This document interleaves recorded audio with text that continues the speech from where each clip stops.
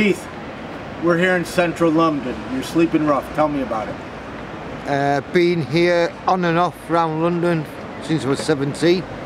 I'm 53 this year. On this last spell I've been out 4 years, apart from 6 weeks when St Martin's, connections at St Martin's got me into what was supposed to be a studio flat, which wasn't. It turned out to be just a room. The landlord wanted £780 a month. Housing benefit capped it at 396 because they said it wasn't a studio flat, and all 6 people that was in the house got evicted because of the rent. He wouldn't accept the housing benefit, said it wasn't enough. So we're back out here trying to find somewhere again, back to square one. So you were inside for a bit. 6 weeks. 6 weeks inside, and then right back out here. Yeah, because the housing benefit wouldn't justify paying the rent that he wanted. Oh my gosh. Well, housing is a big issue here. Very big. Well, it's the big issue everywhere, actually. How do you survive out here? Some people beg, some people draw on footpaths. I've started drawing with chalks on footpath, get a few quid. You can get your benefits if you're lucky.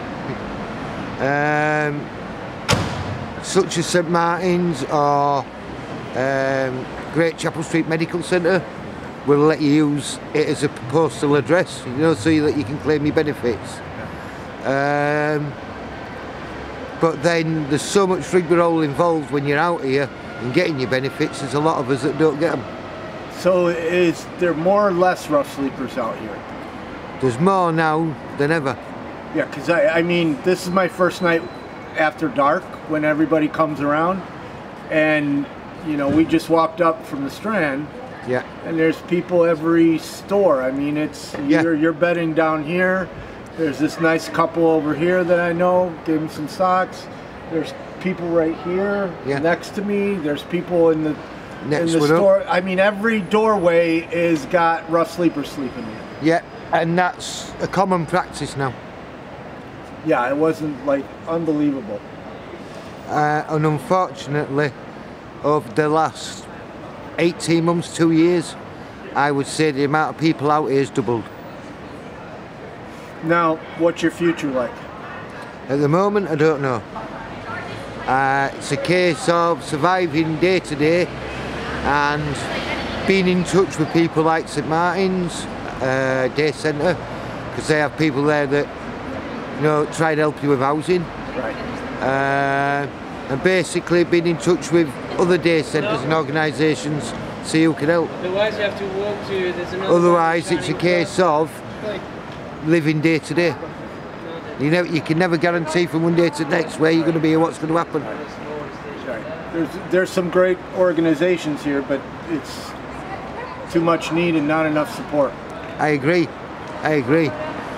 The sorry thing is, you walk round now, there's a lot of places, not so much in central London because they've knocked them down and built new office blocks, but there was a lot of properties in London that were stood empty for years that they could have done something with, that made a big difference to homeless. If you had 3 wishes, what would they be?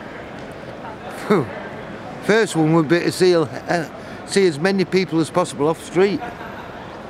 Secondly, you know, just to be settled.